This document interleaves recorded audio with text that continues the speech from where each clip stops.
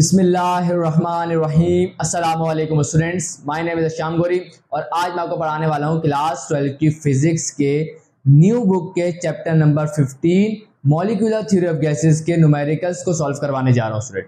मैंने जो उसके लेक्चर्स है जैसे कि स्केल्स ऑफ टेम्परेचर है उसका लेक्चर आपको मेरे चैनल में मिल जाएगा, इंटरप्रिटेशन ऑफ प्रेशर है उसका लेक्चर मिल जाएगा, kinetic energy is directly proportional to temperature उसका लेक्चर मिल जाएगा।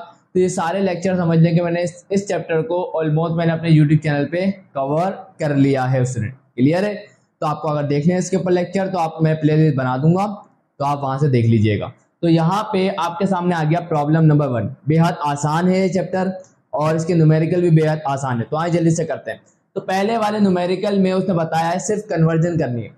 तो बताया जा रहा है कि freezing point of mercury is -39 degree Celsius और अब इसे कन्वर्ट कर दो किसके अंदर, डिग्री फ़ारेनहाइट में। तो जल्दी से इस काम को करते हैं स्टूडेंट। तो यहाँ पे सबसे पहले आप लिख देंगे सॉल्यूशन, तो लिखा हुआ है। तो आप क्या करेंगे स्टूडेंट, आपको अगर आपने स्केल्स ऑफ टेम्परेचर वाली अगर मेरी वीडियो देखी है तो फिर तो आपको मसला नहीं है।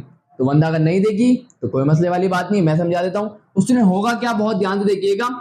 जिस भी स्केल के दरमियान में रिलेशन बनाना होगा, यहाँ डिग्री सेल्सियस से और फ़ारेनहाइट के दरमियान रिलेशन बनाना है। तो इसको देखें जरा। सबसे पहले लिखें जिस स्केल में आप हैं, तो डिग्री फ़ारेनहाइट की बात कर रहा हूं तो पहले डिग्री फ़ारेनहाइट लिखा, इसमें से माइनस करेंगे किसको, याद रखिएगा फ्रीजिंग पॉइंट को इन डिग्री फ़ारेनहाइट। तो याद रखिएगा जो फ्रीजिंग पॉइंट ऑफ वाटर होता है इन डिग्री फ़ारेनहाइट वो कितना होता है, दैट इज 32, याद रखिएगा, and divided by number of division.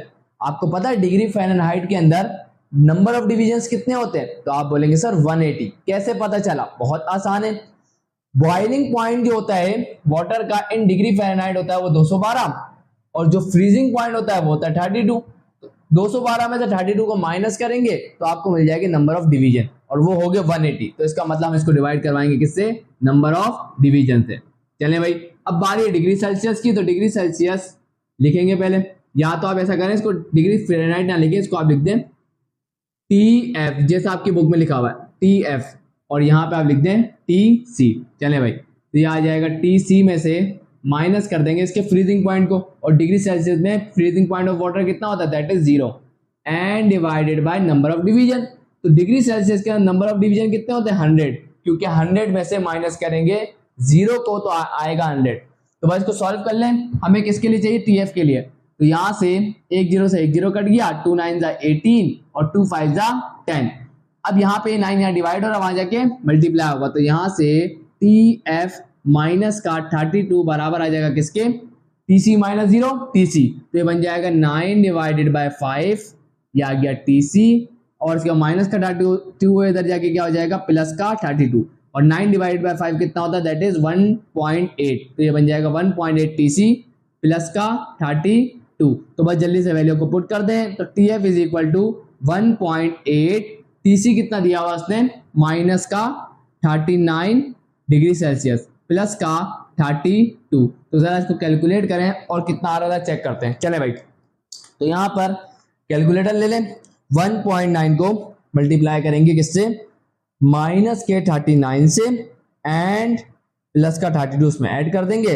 तो आंसर आ रहा है माइनस का 38.2, माइनस का 38.2, और यूनिट क्या आएगा, that will B degree Fahrenheit. I hope कि ये न्यूमेरिकल बिल्कुल भी मुश्किल नहीं लगा होगा, बहुत आसान है।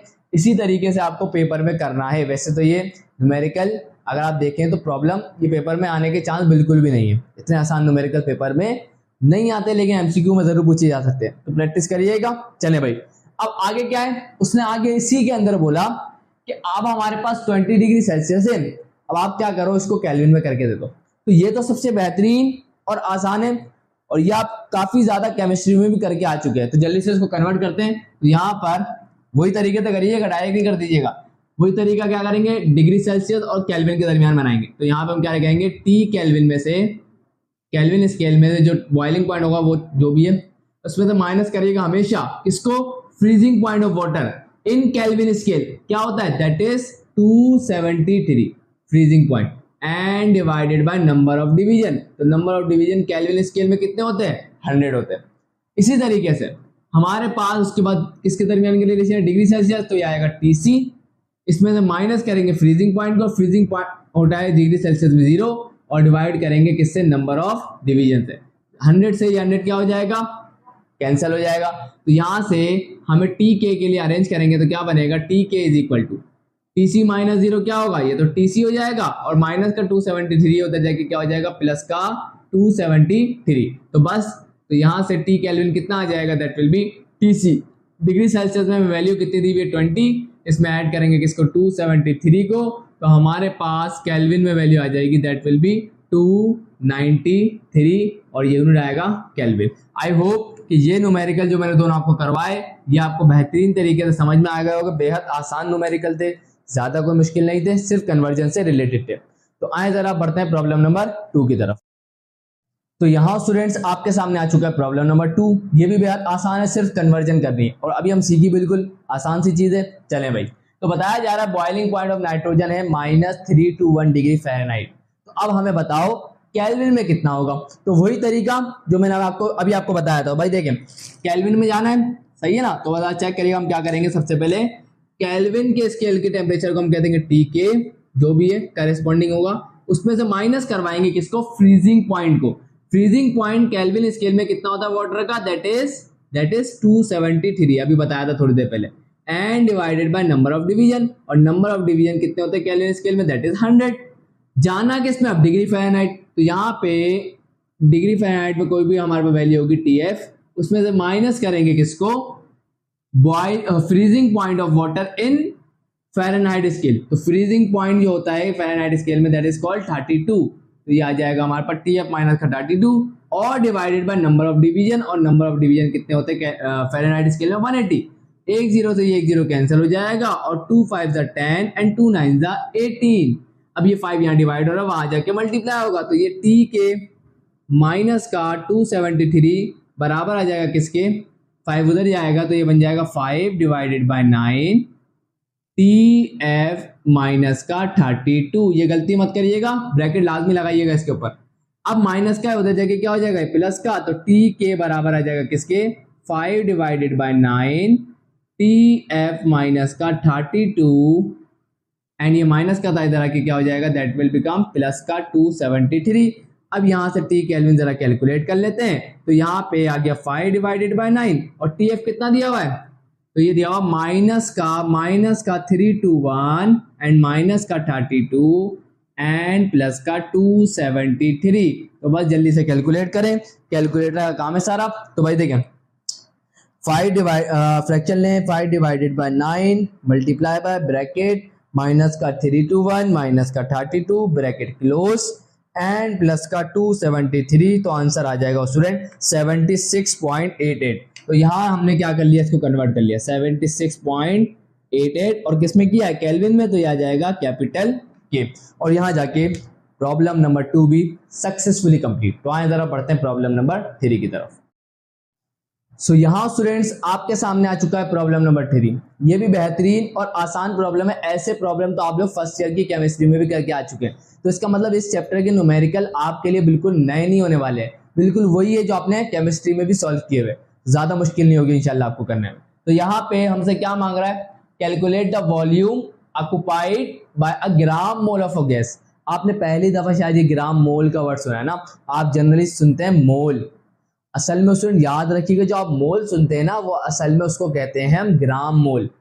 सही है ना, मोल केजी मोल भी हो सकते हैं, एलबी मोल भी हो सकते हैं। तो याद रखिएगा, जब हम सिंपल मोल कहते हैं इसका मतलब हम बात कर रहे हैं ग्राम मोल की। तो भाई देखिएगा जरा, डेटा बनाते जाते हैं। क्या सबसे पहले उसने क्या दिया, वॉल्यूम। तो वॉल्यूम को हम क्या लिखते हैं, कैपिटल वी। और वॉल्यूम हमें क्या बोल रहा है, मालूम करो। तो वॉल्यूम हमें नहीं पता। Occupied by a gram mole of a gas. A gram mole of gas का मतलब है नंबर ऑफ मोल हमें कितने दे रहा है, दैट इज 1 ग्राम मोल। ग्राम मोल लिख देते हैं, तो ये आ जाएगा 1 ग्राम मोल।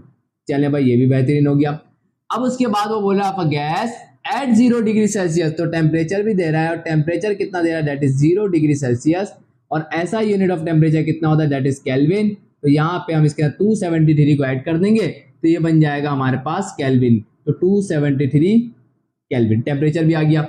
And a pressure of 1 atm। तो प्रेशर को हम कहते हैं कैपिटल P, और हमें दिया हुआ 1 atm मतलब 1 एटमॉस्फेरिक प्रेशर। चले भाई, अब स्टूडेंट यहाँ पे याद रखिएगा, ये हमारा जो डेटा आपने देखा, इसको देखने के बाद आपके जहन में कौन सा फॉर्मूला आ रहा है कि हम उस फॉर्मूले को यूज करें और कैलकुलेट करें वॉल्यूम ऑक्युपाइड बाय गैस। तो आप बोलेंगे सर इसमें वॉल्यूम का जिक्र भी आ रहा है, इसमें टेम्परेचर का जिक्र भी आ रहा है, इसमें प्रेशर का जिक्र भी आ रहा है। इसका मतलब यहां लगेगी कौन, general gas equation, and that is what, PV is equal to NRT. उसकी तरफ बढ़ने से पहले हम एक काम और कर लेते हैं स्टूडेंट। आपने अगर ये टॉपिक सही से पढ़ा है तो याद रखिएगा, जब हम PV is equal to NRT पढ़ते हैं तो आर के हमें 2 यूनिट पढ़ाए जाते हैं। पहला बताया जाता है कि अगर प्रेशर 1 atm हो, सही है, वॉल्यूम हमारे पास किस में हो, वॉल्यूम हमारे पास हो डेसीमीटर क्यूब के अंदर, और टेम्परेचर हमारा क्या हो केल्विन में, और नंबर ऑफ मोल तो वही रहेंगे। तो उस वक्त हम आर की वैल्यू क्या कैलकुलेट करते हैं, तो आर की वैल्यू निकलती है 0.0821 और यूनिट क्या बनता है, that is ATM DM cube पर मोल पर केल्विन, ये बनता है यूनिट स्टूडेंट।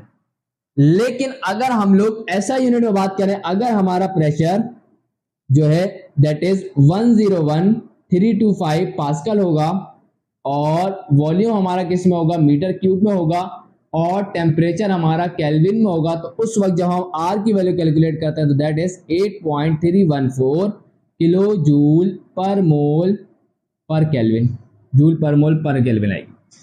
सवाल ये कि इस कंडीशन में हम लोग आर की कौन सी वैल्यू इस्तेमाल करेंगे। तो अगर गौर किया जाए तो यहां पे सवाल के अंदर प्रेशर एटीएम में दिया हुआ है, नंबर ऑफ मोल का तो मसला ही नहीं है, टेम्परेचर केल्विन में हमने कर लिया।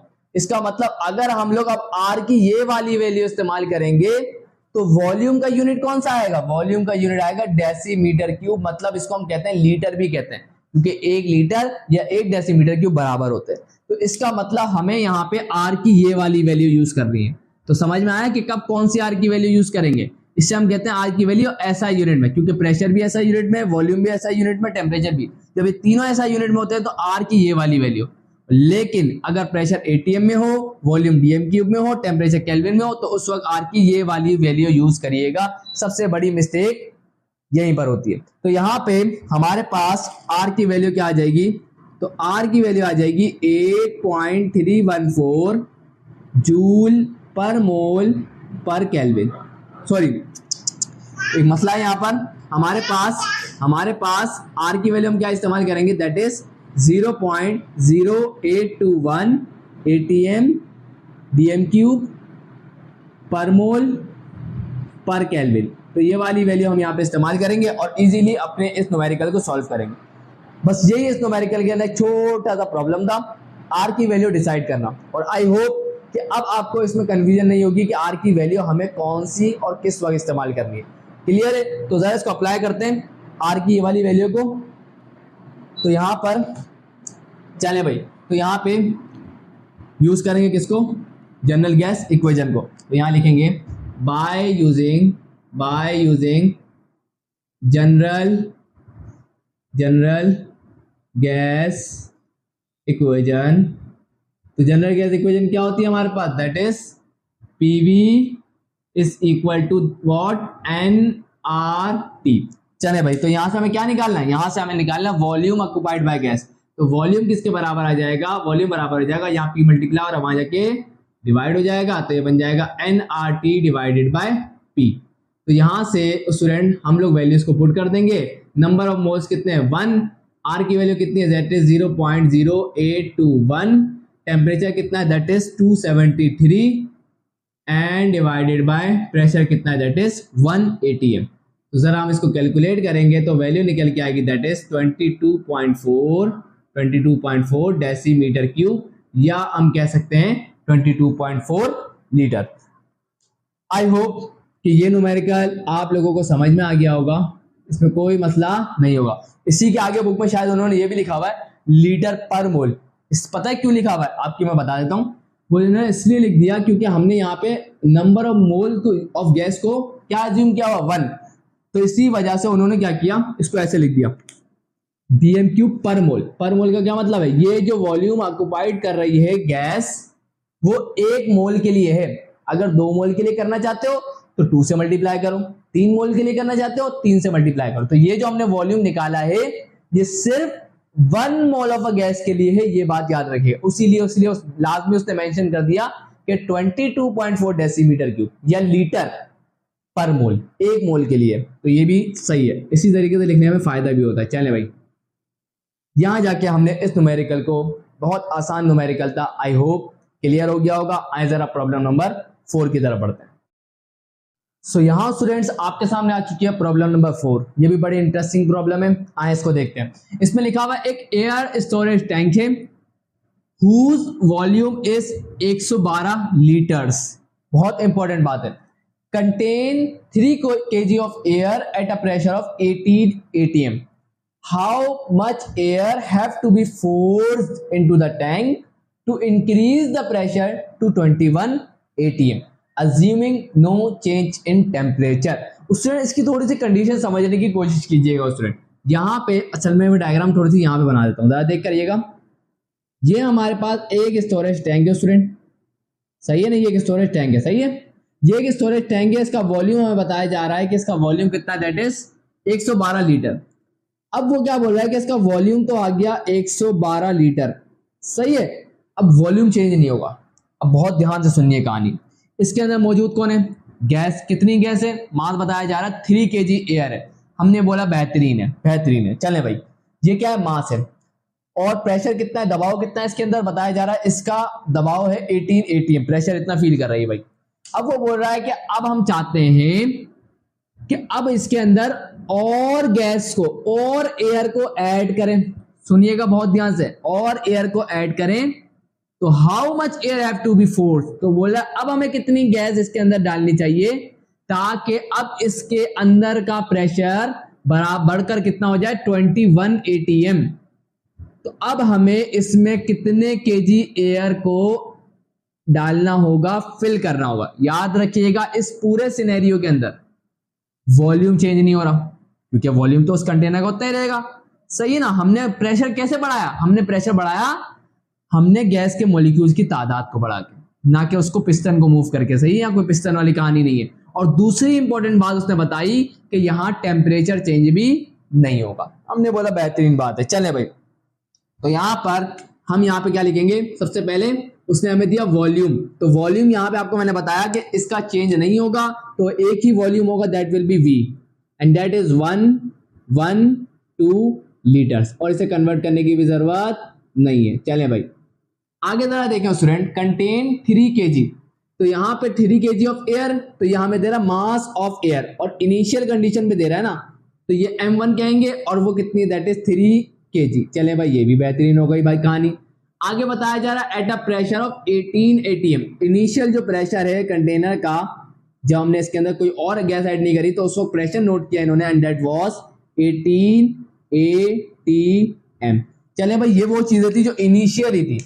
अब वो बोल रहा है कि कंटेनर तो यही है, अब हम चाहते हैं इस कंटेनर का जो प्रेशर है वो बढ़ जाए, और वो कितना हो जाए, तो बता रहा है कि P2 जो है फाइनल जो प्रेशर है वो कितना चाहिए उसको, 21 atm। तो बता रहा है कि 21 atm भाई इसको चाहिए क्या, प्रेशर। तो अब बताना ये है कि अब हमारे को मास कितना इसमें डालना है। हमें m2 नहीं बताना, मैं फिर कह रहा हूं हमें m2 नहीं बताना, हमें बताना है कि कितना मास और ऐड करना है। पहले तो 3 kg है, अब हम इसके अलावा जो मास है वो कितना ऐड करें, तो वो m2 नहीं कहलाएगा। बहुत ज्यादा कंफ्यूजन होती है इसको लेके। देखिए m1 तो वो है ना जो उसके बाद अंदर मास है, और m2 क्या होगा, m2 वो मास होगा जो पहले से इसके अंदर मौजूद है 3 kg, और हम जो एक्स्ट्रा डाल रहे हैं, जो भी हम एक्स्ट्रा डाल रहे हैं वो कहलाएगा m2।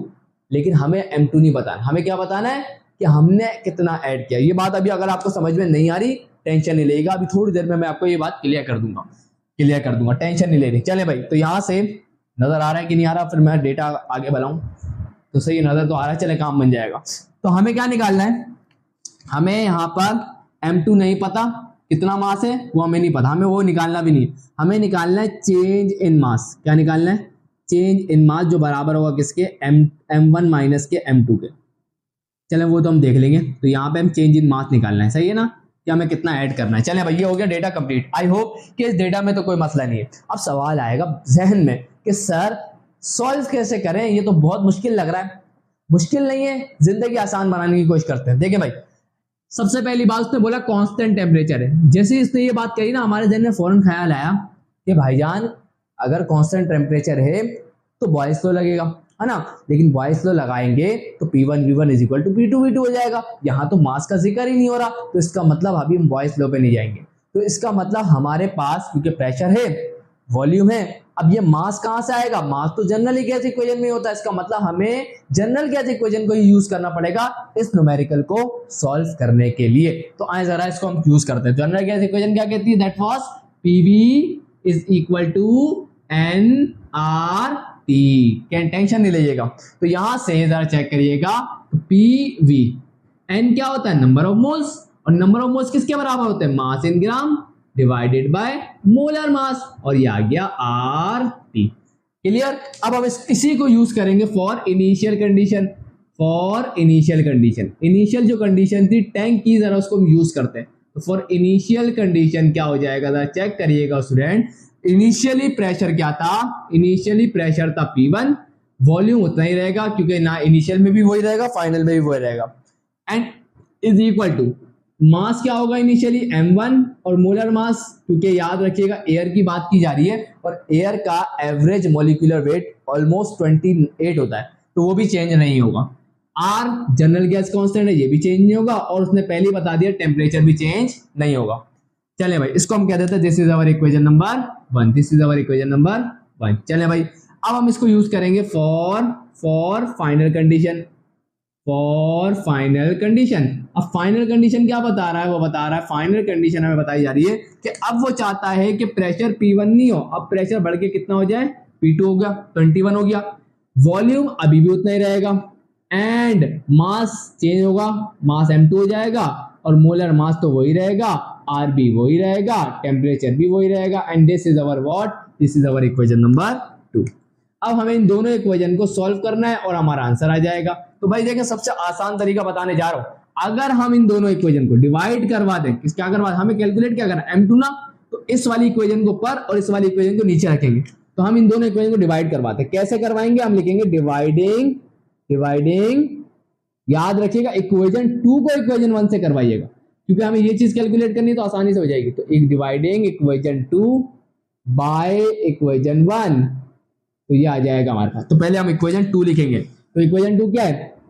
इक्वेशन 2 की लेफ्ट हैंड साइड क्या है? P2V, और इक्वेशन 1 की लेफ्ट हैंड साइड क्या है? P1V। चले भाई, उसके बाद इक्वेशन 2 की राइट हैंड साइड क्या है? M2 divided by capital M into RT, and divided by equation 1 की राइट हैंड साइड क्या है? M1 divided by capital M into RT। तो भाई जरा चेक करिएगा, ये वॉल्यूम से ये वॉल्यूम तो भाई कैंसिल, ये RT से ये RT गया, ये M से ये M गया, तो बचा क्या भाई? बचा क्या? बचा यहाँ पर, यही लिख देता हूं, बचा क्या भाई? यहाँ पर बचा M2 डिवाइडेड बाय M1। ऐसा ही है? आप बोलेंगे सर बिल्कुल। हमें क्या निकालना है? हमें डेल्टा M निकालना है, लेकिन उसके लिए हमें M2 निकालना है। तो M2 कैसे निकालेंगे? यहाँ M1 डिवाइड हो रहा है, वहां जाके P2 से मल्टीप्लाई होगा, तो यहाँ से M2 किसके बराबर आ जाएगा? M1 या डिवाइड है, वहां जाके P2 से मल्टीप्लाई होगा, तो ये हो जाएगा P2 M1 डिवाइडेड बाय ये P1 यहीं पर है, तो ये आ गया P1। चले भाई, प्रेशर P2 कितना है? That is 21 ATM। 21 ATM, तो मैं यहाँ पे यूनिट के साथ लिखता हूँ, सही है ना? 21 ATM। चले भाई, उसके बाद M1 कितना? दैट इज 3 kg, ये आ गया 3 kg, and divided bye P1 कितना? That is 18 ATM। 18 ATM। तो बड़ा ध्यान से देखिएगा स्टूडेंट, जरा बहुत ध्यान से देखिएगा। ये देखिए, मैंने कन्वर्ट क्यों नहीं किया? यहां से देखें तो ATM से ये ATM कैंसिल हो गया, इसलिए मैंने यूनिट कन्वर्जन नहीं की। और वॉल्यूम को क्यों नहीं चेंज किया? क्योंकि डिवाइड जब करवाया वॉल्यूम से, वॉल्यूम भी कैंसिल हो गया। चले भाई, अब यहाँ पे सिंपल इसको हम सॉल्व करेंगे। तो सॉल्व करते हैं, जरा चेक करते हैं वैल्यू कितनी आएगी। तो आप क्या करें? 21 को 3 से मल्टीप्लाई करें और 18 से डिवाइड करें, तो वैल्यू निकल के आएगी 3.5। क्या आएगी? 3.5। और बचा कौन? ATM से ATM तो कट गया, तो बचा कौन सा यूनिट? kg। तो ये हमारे पास वैल्यू आई kg के अंदर। इसका मतलब M2 हमारे पास हो गया 3.5 kg हो जाएगा, अगर प्रेशर कितना होगा? 21 ATM। लेकिन हमसे ये थोड़ी मांगा था, बहुत ध्यान से सुनिएगा, M1 क्या था 3 kg। अब हमने उसमें और गैस को ऐड किया, करते गए, अब उसके अंदर का प्रेशर कितना हो गया 21 atm। तो उस वक्त मास कितना हो गया, उस वक्त हमारा मास निकल गया है 3.5 kg। तो ये अब उसकी फाइनल कंडीशन है स्टूडेंट, फाइनल कंडीशन पे मास है। हमें ये नहीं चाहिए था, ऑलरेडी पहले कितना था 3, अब हमने कितना ऐड किया, क्योंकि फाइनली पहले इनिशियली 3 था, फाइनली कितना हो गया 3.5। हमने कितना ऐड किया, तो हमने ऐड किया 0.5। कैसे निकाला 3 फाइनल वाले मास में से इनिशियल वाले मास को माइनस कर देंगे, बस कैंसिल हो गया। तो यहाँ पे हमें निकालना क्या था डेल्टा एम। तो जल्दी से जरा डेल्टा एम निकाल लें, जल्दी से निकाल लेते हैं। तो डेल्टा एम बराबर हो जाएगा किसके, डेल्टा एम बराबर हो जाएगा किसके M2 माइनस के M1 के। तो M2 कितना है भाईजान 3.5। तो यहां से माइनस कर देंगे, इनिशियली मास कितना था 3, तो आंसर आ गया चेंज इन मास कितना आ गया, दैट इज 0.5 kg। तो इसका मतलब ये है अगर हम चाहते हैं कि इस कंटेनर में प्रेशर 21 atm हो जाए तो हमें अब 0.5 kg एयर इसके अंदर ऐड करनी होगी। आई होप कि ये न्यूमेरिकल बड़ा ही आसान था, लेकिन थोड़ी बहुत मसले थे इसके अंदर, इंशाल्लाह क्लियर हो गया होगा।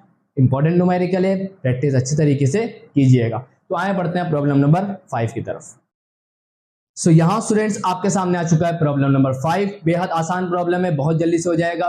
तो आए जरा देखते हैं। इसमें लिखा हुआ है एक बलून है जो कंटेन करता है एक volume that is 0.04 metre cube of air at a pressure of 120 kilo pascal. तो पहले हम यहाँ देख लेते हैं ये चीज, आगे पहले पढ़ लेते हैं। Calculate the pressure required to reduce its volume to 0.025 metre cube at constant temperature. सबसे पहली बात जो नोट करने वाली है स्टूडेंट, यहां पे हमें पहले तो इनिशियल वॉल्यूम और प्रेशर दिए हुए, और बाद में फिर प्रेशर कुछ और हो गया, वॉल्यूम कुछ और हो गया। इसका मतलब पहले हमारे को यहाँ पे दो प्रेशर है, तो हम यहाँ पे इनिशियल वाला जो है, पहले जो उसका वॉल्यूम था उसको हम कह देंगे दैट इज V1, और V1 जो वॉल्यूम था दैट वाज 0.04 मीटर क्यूब, और उस वक्त जो इसका प्रेशर था बलून का दैट वाज P1 कह देंगे उसको, और P1 कितना है that is 120 kilo pascal. Student आपको पता है ऐसा यूनिट ऑफ प्रेशर क्या होता है, आप बोलेंगे सर पास्कल होता है, किलो पास्कल नहीं होता। तो किलो का हटाएंगे, किलो क्या है एक प्रीफिक्स, तो जब भी याद रखिएगा प्रीफिक्स हटाएंगे उसकी वैल्यू से मल्टीप्लाई करेंगे, और किलो की वैल्यू होती है 1000 मतलब एक्सपोनेंट 3। तो यहां से हमारे पास ये पास्कल आ गया। अब आगे बता रहा है अब हमें प्रेशर निकालना है, तो अब जो प्रेशर निकालना है दैट इज क्या होगा, दैट इज P2। तो हमें निकालना है P2, और अब वो बता रहा है कि अब इसका फाइनल वॉल्यूम कितना हो गया भाईजान, फाइनल वॉल्यूम हो गया इसका 0.025 मीटर क्यूब। चले भाई ये हो गया हमारा डेटा। और दूसरी बात उसने बता दिया टेम्परेचर कांस्टेंट। पहली चीज प्रेशर वॉल्यूम नजर आए, दूसरी चीज कांस्टेंट टेम्परेचर। और याद है आपने एक लॉ पढ़ा है इसी चैप्टर में दैट इज बॉयज लॉ, वो क्या कहता है at constant temperature the volume of a given mass of a gas is inversely proportional to its pressure. तो यहाँ पे हम यूज करेंगे बाय यूजिंग बॉयज लॉ, और बॉयज लॉ को हम इनिशियल और फाइनल कंडीशन के लिए यूज करेंगे, और वो क्या होगा that will be P1 V1 is equal to P2 V2। ये आ गया इसकी इनिशियल और फाइनल कंडीशन के लिए। हमें क्या निकालना है V2, तो यहां से V2 को अरेंज करेंगे तो ये P2 मल्टीप्लाई हो रहा है, वहां जाके डिवाइड हो जाएगा, तो ये बन जाएगा V2 is equal to what P1 V1 divided by P2। तो यहां से जरा V2 को जरा कैलकुलेट करें तो प्रेशर हमारे पास क्या था P1 दैट इज 120 एक्सपोनेंट 3, तो ये आ जाएगा 120 अच्छा यहाँ पे हमें P2 निकालना है। तो आप भी बोल रहे होंगे सर क्या कर रहे हैं आप, तो यहाँ से हमें P2 निकालना है, तो V2 मल्टीप्लाई यहाँ के क्या हो जाएगा डिवाइड, तो ये आ गया हमारे पास V2। चले भाई, तो यहाँ पे 120 एक्सपोनेंट 3 आ गया, ये आ गया हमारा P1, और वॉल्यूम कितना दिया हुआ है, वॉल्यूम V1 कितना that is 0.04 and divided bye V2 कितना है, V2 हमें दिया हुआ है दैट इज 0.025। स्टूडेंट याद रखिएगा एक बात और, याद रखा करें जब भी P1 या V1 दिए जाएं तो याद रखा करें कि इनके यूनिट सेम होने चाहिए। देखें यहाँ पे वॉल्यूम जो है मीटर क्यूब में, इनिशियली मीटर क्यूब में, तो फाइनल वॉल्यूम भी उसने मीटर क्यूब में ही दिया, लेकिन अगर वो मीटर क्यूब में नहीं देता, सेंटीमीटर क्यूब में देता, तो याद रखिएगा लाजमी है आपको यूनिट सेम करने पड़ेंगे। यूनिट या तो दोनों को सेंटीमीटर क्यूब में कर दें या तो दोनों को मीटर क्यूब में कर दें। तो आपकी कोशिश यही होनी चाहिए कि ऐसा यूनिट को प्रेफर करें, सही है ना। तो ऐसा यूनिट होता है वॉल्यूम का मीटर क्यूब, तो आप कोशिश कीजिएगा मीटर क्यूब में ही रखें। फिजिक्स में कैलकुलेशन ऐसा यूनिट के हिसाब से की जाती है ज्यादा, सही है ना। चले भाई, तो यहाँ पे इसीलिए कोई कन्वर्जन नहीं हुई क्योंकि दोनों का यूनिट सेम था और कैंसिल भी हो जाएगा। तो यहाँ से जरा कैलकुलेटर उठाएं और बिस्मिल्लाह पढ़ के कैलकुलेट करें कितनी आ रही है। चले भाई, तो यहाँ पे यह आ जाएगा, फ्रैक्शन लें 120 exponent 3 multiply by 0.04 and divided bye 0.025। तो आंसर आ रहा है स्टूडेंट 192,000, जिसको हम अगर एक्सपोनेंट में लिखना चाहें तो ये बन जाएगा 1.92 एक्सपोनेंट 5, ये बन जाएगा एक्सपोनेंट 5। और यूनिट क्या आएगा, दैट विल बी वॉल्यूम का यूनिट क्या, सॉरी फिर देखें मैं गड़बड़ कर रहा हूँ, आज बड़ा वॉल्यूम याद आ रहा है मुझे। तो ये आ गया P2, ये आ गया हमारे पास P2। याद रखिएगा P2 का यूनिट वही होगा जो P1 का था। P1 का यूनिट क्या था, पास्कल, तो P2 का यूनिट भी क्या होगा, दैट विल आल्सो पास्कल। तो ये हमारे पास आ गया 1.92 एक्सपोनेंट 5। और यहाँ जाके ये प्यारा सा न्यूमेरिकल स्टूडेंट हम लोगों ने सक्सेसफुली कंप्लीट कर लिया। आई होप कि इसके अंदर भी आप लोगों को कोई कंफ्यूजन नहीं होगी। तो आए बढ़ते हैं प्रॉब्लम नंबर 6 की तरफ। सो यहाँ स्टूडेंट्स आपके सामने आ चुका है प्रॉब्लम नंबर 6। ये भी बड़ा इंपॉर्टेंट प्रॉब्लम है, लाजमी प्रैक्टिस करें, बड़ा इंटरेस्टिंग भी है। आए जरा देखते हैं। इसमें लिखा हुआ molar mass of N2 gas is 28 ग्राम पर मोल। तो यहाँ पे जल्दी से सबसे पहले यही बात लिखते हैं कि उसने बताया हमारे को क्या, मोलर मास ऑफ नाइट्रोजन, यहाँ पे डायरेक्ट लिखते हैं N2 गैस, N2। तो यहाँ पे क्या बन जाएगा, इसको हम लिखेंगे कैपिटल M को हम लिखते हैं मोलर मास के लिए और सब स्क्रिप्ट में लगा देंगे N2। तो ये बन जाएगा molar mass of N2 gas and that is what 28 ग्राम पर मोल। चले भाई, आगे लिखा हुआ है फॉर 100 ग्राम ऑफ नाइट्रोजन। तो यहाँ पे हमें दिया हुआ है मास इन ग्राम किसका, nitrogen, mass in gram of N2। तो मास इन ग्राम ऑफ N2 कितना दिया हुआ है, दैट इज, और इसका हम लिखेंगे कैसे, इसे हम लिखेंगे स्मॉल m और नीचे लगा देंगे सब स्क्रिप्ट में N2। तो ये बन जाएगा mass in gram of nitrogen gas and that is equal to what 100 gram. Calculate क्या करना है, कैलकुलेट सबसे पहली चीज, पहला पार्ट उसने बोला नंबर ऑफ मोल्स, और नंबर ऑफ मोल्स को हम कहते हैं n। तो नंबर ऑफ मोल्स हमें कैलकुलेट करना है। और दूसरी चीज हमसे मांग रहा है सेकंड पार्ट में, that is what the volume occupied. Volume occupied को हम V बोल देंगे और V हमें निकालना है, सही है, एट रूम टेम्परेचर, जो प्रेशर है वो भी। तो यहां जाके डेटा कंप्लीट होता है स्टूडेंट। आई होप कि ये न्यूमेरिकल मतलब ये डेटा आपको समझ में आ गया। सबसे पहला काम क्या निकालना है, नंबर ऑफ मोल्स। तो आए जरा पहले पार्ट को सर अंजाम देते हैं। तो पहला पार्ट हमें पता है फॉर n, चलिए यहाँ पे हम लिख देता हूँ फॉर n। तो यहाँ पे सबसे पहले हम n निकाल लेंगे। n क्या होता है स्टूडेंट, हम सब जानते हैं नंबर ऑफ मोल्स क्या होता है, number of moles is equal to what mass in gram divided by molar mass, mass in gram divided by molar mass. तो यहाँ पे हमारे पास जरा चेक करिएगा, तो नंबर ऑफ मोल्स कितना आ जाएंगे, मास इन ग्राम ऑफ नाइट्रोजन कितने, दैट इज 100। तो यहाँ पे हम डायरेक्ट लिख देंगे व्हाट 100 ग्राम, यानी ग्राम लिखने की जरूरत नहीं है। उसके बाद मोलर मास कितना दिया हुआ, दैट इज 28। तो जरा क्या करें, 100 को डिवाइड करें जरा 28 से, तो आंसर आ जाएगा number of moles of nitrogen gas. तो 100 डिवाइडेड बाय 28, तो आंसर आ जाएगा स्टूडेंट 3.57, सॉरी 3.571।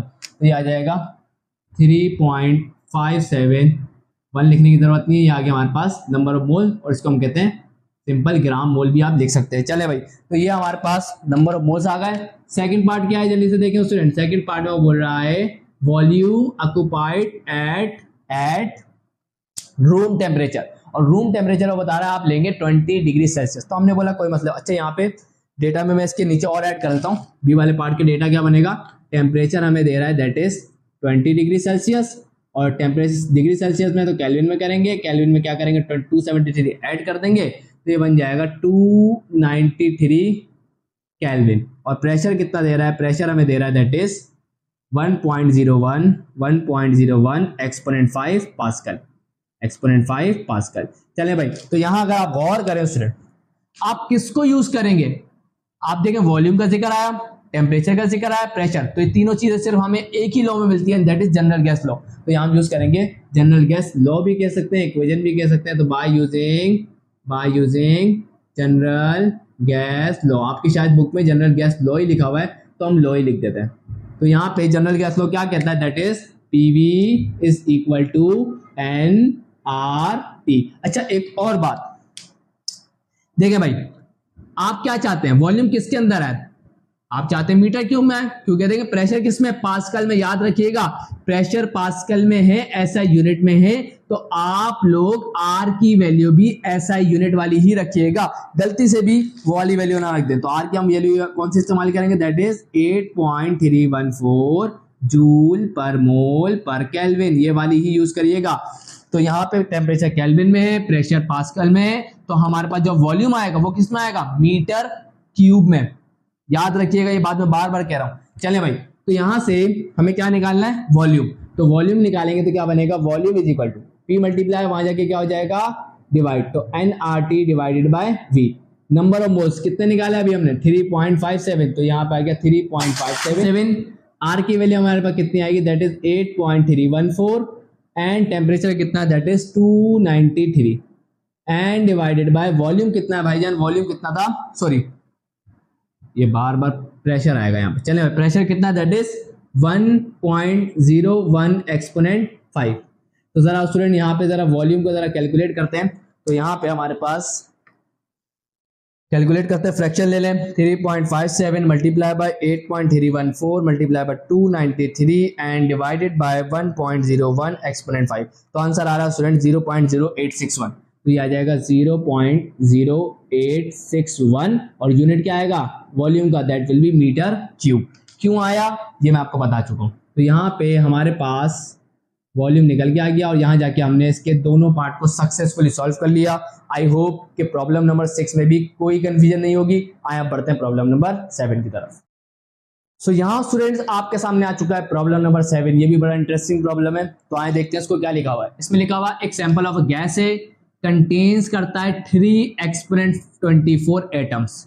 तो सबसे पहली चीज जो हमें पता चली, उसने हमें क्या गिवन किया, उसने हमें किया number of atoms, number of atoms उसने हमें दिए, नंबर ऑफ एटम्स उसने हमें क्या दे दिए, गिवन कर दिए। तो नंबर ऑफ एटम्स कितने दिए हुए, दैट इज 3 एक्सपोनेंट 24।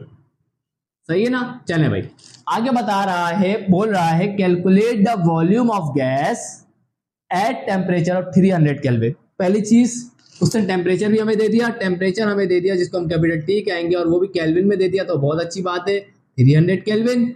और हमें प्रेशर दे दिया 120 किलो पास्कल, और किलो पास्कल में है, और हमें पता है ऐसा unit of pressure is what, pascal. तो यहां से किलो हटाएंगे, तो जब भी प्रीफिक्स हटाएंगे उसकी वैल्यू से मल्टीप्लाई करिएगा, ये बात याद रखिएगा। अच्छा इन्होंने एक चीज और कम दी है, वो मैं यहाँ ऐड कर देता हूँ। वैसे इसको बताया कि पेपर में जब आएगी तो हम उसको कहते हैं एवागेड्रो नंबर। एवागेड्रो नंबर हमारे पास होता है Na, and that is equal to 6.022 exponent 23, और इसको हम कहते हैं एटम्स। यहाँ पे एटम्स की बात है तो एटम्स, मॉलिक्यूल की बात होगी मॉलिक्यूल्स, पार्टिकल्स की बात होगी पार्टिकल्स। क्लियर। चले भाई ये हो गया। अब हमें निकालना क्या है, हमें निकालना है वॉल्यूम। तो आई होप कि इस डेटा में तो कोई प्रॉब्लम नहीं है। आए जरा अब देखें, वॉल्यूम निकालना है, प्रेशर का जिक्र, टेम्परेचर का जिक्र, इसका मतलब जनरल गैस इक्वेशन लगेगी, and that was PV is equal to nRT। P भी है और टेम्परेचर भी है, R कांस्टेंट होता है, नंबर ऑफ मोल्स हमें नहीं पता, ये मालूम करेंगे, और वॉल्यूम हमें निकालना है। इसका मतलब अगर हमारे को नंबर ऑफ मोल्स पता चल जाए तो हम लोग इजीली ये कैलकुलेट कर सकते हैं कि वॉल्यूम कितना होगा। तो बस पहला काम हम क्या करेंगे, नंबर ऑफ मोल्स निकालेंगे। अब सवाल ये है सर नंबर ऑफ मोल्स कैसे निकालें, तो खुद देखें उसने नंबर ऑफ एटम का जिक्र किया और साथ में एवागेड्रो नंबर भी है। तो हमें पता है नंबर ऑफ मोल्स का एक फॉर्मूला होता है कि number of atoms divided by number of atoms को डिवाइड करवा दो, या नंबर ऑफ मॉलिक्यूल्स या नंबर ऑफ आयन जो भी हो उसको आप डिवाइड करवा दें किससे, एवागेड्रो नंबर से, तो आपको मिल जाएगा क्या, नंबर ऑफ मोल्स। तो यहां से नंबर ऑफ एटम्स कितने हैं, दैट इज 3 एक्सपोनेंट 24, ये आ गया नंबर ऑफ एटम्स, और एवागेड्रो नंबर कितना है, दैट इज 6.022 एक्सपोनेंट 23। तो जरा इसको डिवाइड करवा लें तो हमें पता चल जाएगा कितने नंबर ऑफ मोल से गैस के उसके। तो यहां पर कर ले, जरा फ्रैक्शन ले लें। 3 एक्सपोनेंट 24 डिवाइडेड बाय 6.022 एक्सपोनेंट 23। तो आंसर आ रहा है स्टूडेंट 4.98। तो ये आ जाएगा, वेट जरा, तो ये आ जाएगा 4.98 और ये आ जाएंगे मोल, ग्राम मोल। चलें भाई, तो यहाँ पे जाके हमारे नंबर ऑफ मोल्स आ गए। अब हम क्या करेंगे स्टूडेंट, अब जरा चेक करें। अब हमारे पास n आ गया ना, तो पहला पार्ट नहीं है, ये हमारा कोई पार्ट ही नहीं है, तो n के लिए काम हो गया। अब हम क्या करेंगे, अब यहाँ पे हम यूज करेंगे by using general gas law. तो ये आ जाएगा bye using general gas law. और जनरल गैस लॉ क्या है भाई जान, बार बार पढ़ा रहा हूँ, क्या है, that was PV is equal to NRT।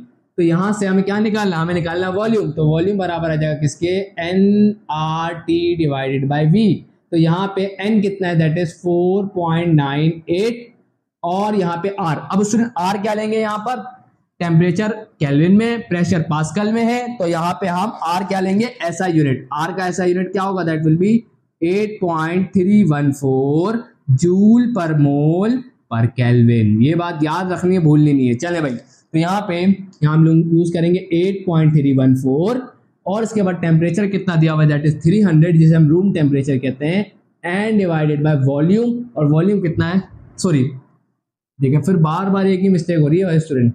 Pressure कितना दिया हुआ है, that is 120 exponent 3।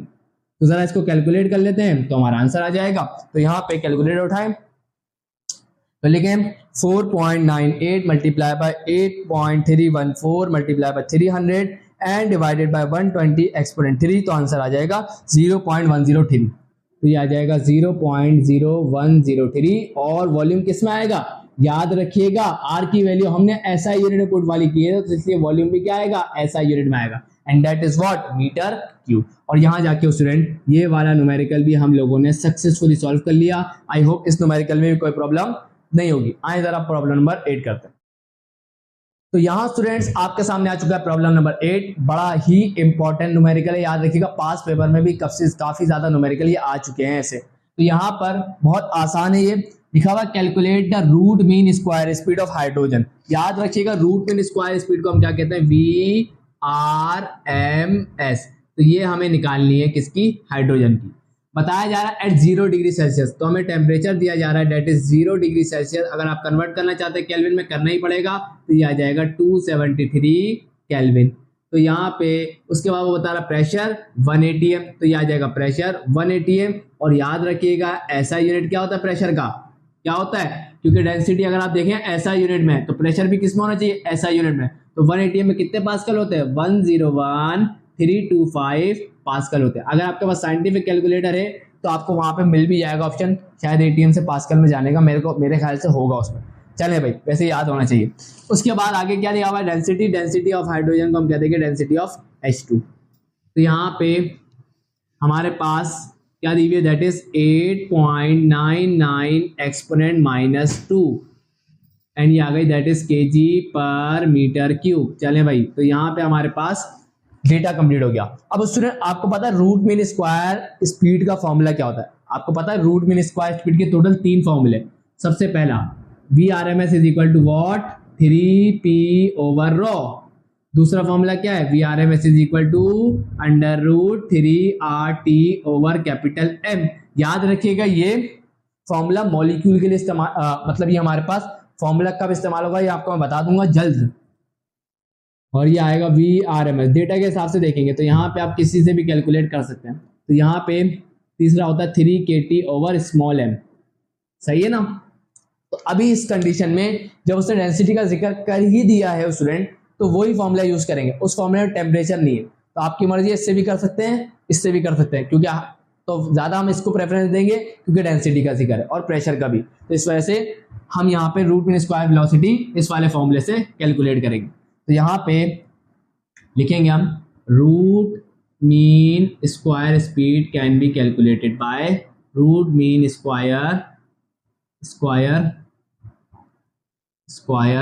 Speed is, चले भाई क्या होगा भाई, फॉर्मूला हमारे पास क्या है, VRMS is equal to what, √3p/ρ। तो यहाँ से 3 आ गया, P प्रेशर हमारे पास आ गया 101,325 pascal and divided by density कितनी दी हुई है, दैट इज 8.99 एक्सपोनेंट -2। तो यहाँ से हमारे पास जरा रूट मीन स्क्वायर स्पीड कितनी आ गई, जरा कैलकुलेट करके देखते हैं। तो यहाँ पे कैलकुलेटर उठाएं, fraction 3 multiply by 101,325 and divided bye 8.99 exponent -2। तो आंसर आ जाएगा स्टूडेंट 1838.8 1838.8 और यूनिट क्या होगा, दैट विल बी मीटर पर सेकेंड। और यहाँ जाके स्टूडेंट ये आसान सा न्यूमेरिकल हम लोगों ने कंप्लीट कर लिया। तो यहाँ जाके प्रॉब्लम नंबर 8 भी कंप्लीट हो गई। बुक के आंसर से थोड़ा डेविएट कर रहा है तो टेंशन लेने की बात नहीं है, आंसर सही है। तो आया बढ़ते हैं प्रॉब्लम नंबर 9 की तरफ। तो यहाँ स्टूडेंट्स आपके सामने आ चुका है प्रॉब्लम नंबर 9, बेहद आसान था, मैंने सॉल्व कर दिया स्टूडेंट। यहाँ पे लिखा हुआ वही बात, रूट मीन स्क्वायर स्पीड निकालनी है ऑफ हाइड्रोजन मॉलिक्यूल। याद रखिएगा VRMS निकालना है एट 500 केल्विन। तो 500 केल्विन टेम्परेचर दिया हुआ है। अब आगे जो चीज है वो कांस्टेंट है, उसने हमें दिया मास ऑफ प्रोटॉन इतना होता है और बोल्ट्जमैन कांस्टेंट इतना होता है। याद रखिएगा पेपर में कभी कभार रिलेशन पूछ लेते हैं कि R और K के दरमियान का रिलेशन क्या है। तो याद रखिएगा K जो है ना, K जो है वो बराबर होता है R divided by N, A के बराबर होता है। याद रखिएगा, बहुत काम आएगा। चलें भाई, तो यहाँ पे ये आ गया हमारे पास, इसे हम कहते हैं बोल्ट्जमैन कांस्टेंट। ये पेपर में जब आएगा तो उसकी वैल्यू दी जाएगी।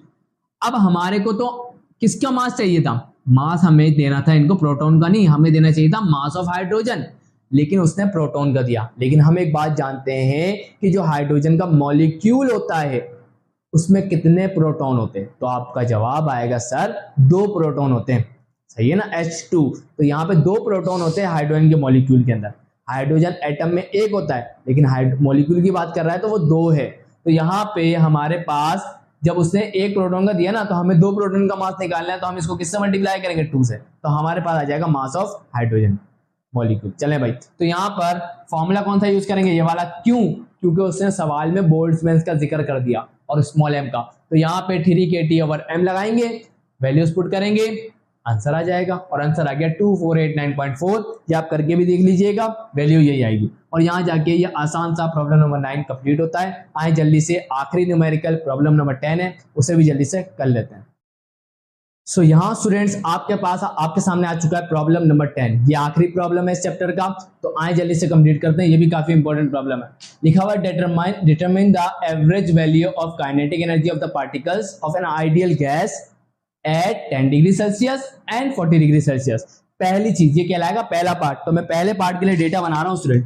पहले पार्ट के लिए अगर हम बात करें तो डेटा क्या बनेगा, उसने बताया कि टेम्परेचर हमें क्या निकालना है, average value of kinetic energy ना। तो यहां पर काइनेटिक एनर्जी निकालनी है एवरेज, सही है, एट 10 डिग्री सेल्सियस निकालनी है और एवरेज काइनेटिक एनर्जी निकालनी है पार्टिकल की एट 40 डिग्री सेल्सियस, सही है ना। तो हम यहाँ पे टेम्परेचर क्या दिया हुआ है, टेम्परेचर दिया हुआ है 10 डिग्री सेल्सियस, जिसको हम कन्वर्ट करेंगे केल्विन में, तो ये बन जाएगा 283 केल्विन। और T2 क्या दिया हुआ उसने हमारे को, दैट इज 40 डिग्री सेल्सियस। अगर हम इसको केल्विन में कन्वर्ट करेंगे तो ये बन जाएगा 293 केल्विन। सेकंड पार्ट बोल रहा टेम्परेचर यही रखना है, आगे वो बोल रहा है दोनों के लिए काइनेटिक एनर्जी पर मोल निकालो एट 10 डिग्री सेल्सियस और निकालो kinetic energy per mole at 40 degree Celsius.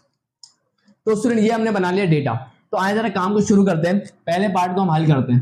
तो यहाँ पे सबसे पहले हमें क्या निकालनी है, kinetic energy eight 10 degree Celsius. तो यहाँ पे average kinetic energy eight 10 degree Celsius is. तो यहाँ पे जरा कैलकुलेट करते हैं।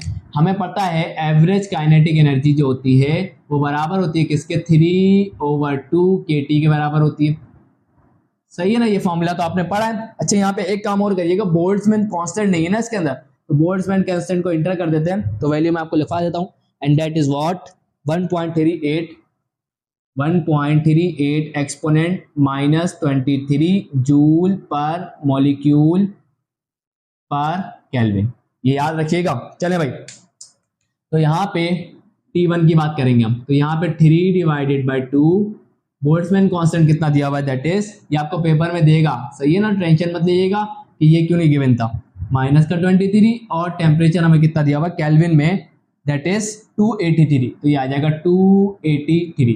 तो यहाँ से जरा हम इसको कैलकुलेट कर लेते हैं काइनेटिक एनर्जी को, एवरेज काइनेटिक एनर्जी को। तो यहाँ पे इसको कैलकुलेट कर लेता हूँ, इसके बाद हम निकालेंगे kinetic energy, average kinetic energy at 40 degree Celsius is, तो फॉर्मूला वही रहेगा, kinetic average kinetic energy is equal to what, 3 divided by 2 KT, temperature क्या हो जाएगा T2, तो ये हो जाएगा 3 डिवाइडेड बाई 2, K कितना दिया हुआ है, दैट इज 1.38 एक्सपोनेंट माइनस 23, और टेम्परेचर कितना हो गया, दैट इज 313। तो जरा इसको हम कैलकुलेट कर लेंगे, तो यहाँ पे आ जाएगी average kinetic energy at 40 degree Celsius. तो यहाँ पर कैलकुलेटर उठाएं, लिखे 3 divided by 2 multiply by 1.38 exponent minus 23 multiply by 283, तो आंसर आ जाएगा स्टूडेंट 5.858, तो ये आ गया 5.858 और exponent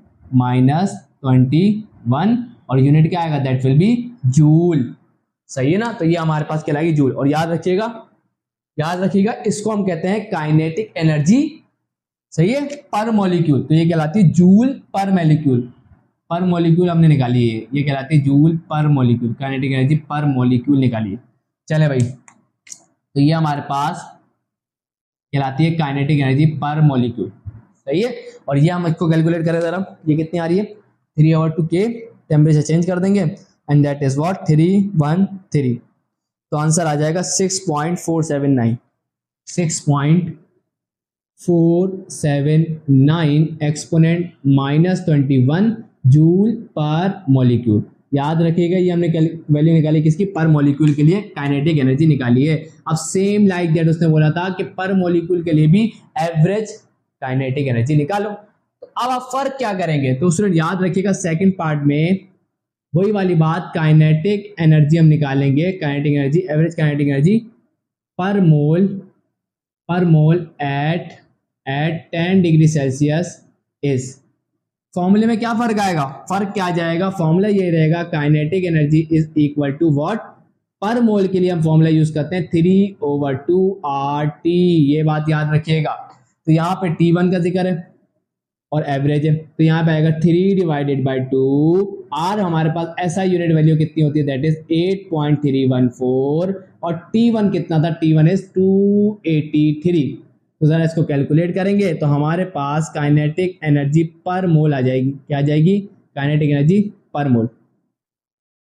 same like that kinetic energy, average kinetic energy per mole at 40 degree Celsius is. तो जल्दी से कैलकुलेट कर लेते हैं, तो ये बन जाएगी काइनेटिक एनर्जी पर मोल कितनी होगी, that will B 3/2 RT, temperature हो जाएगा 2, तो ये आ जाएगा 3 डिवाइडेड बाई 2, R कितना, दैट इज 8.314, और टेम्परेचर कितना, दैट इज 313। तो यहाँ से हमारे पास काइनेटिक एनर्जी पर मोल कितनी निकल जाएगी, दैट विल बी जरा कैलकुलेट करते हैं। तो यहाँ पर 3 डिवाइडेड बाई 2, R है 8.314 और टेम्परेचर 283, तो यहाँ पे आ जाएगा हमारे पास 3529.293, और यूनिट क्या आएगा, दैट विल बी जूल पर मोल। अब ये पर मोल के लिए, तो यहाँ पे उसके बाद अगली वाली क्या है, 313, तो ये आ जाएगा 313 रखेंगे तो वैल्यू आएगी 3903.423, और यूनिट क्या आएगा, दैट विल बी जूल पर मोल। आई होप कि ये न्यूमेरिकल भी आप लोगों को समझ में आ गया होगा, कोई मुश्किल नहीं था इस न्यूमेरिकल में भी। आई होप आपको कुछ मुश्किल इसमें नहीं लगा होगा, मुश्किल है भी नहीं। तो यहाँ पे हमारे पास यहाँ जाके दोनों न्यूमेरिकल हमने सक्सेसफुली सॉल्व कर लिए। आई होप कि जितने न्यूमेरिकल मैंने आज आपको इस वीडियो में करवाए, आई होप सारे न्यूमेरिकल आप लोगों को एकदम क्लियर होंगे। तो आज की ये वीडियो मैं यहीं एंड करता हूँ। तो वीडियो अच्छी लगी तो लाइक ज़रूर करिएगा, चैनल को सब्सक्राइब करके बेल आइकन प्रेस करके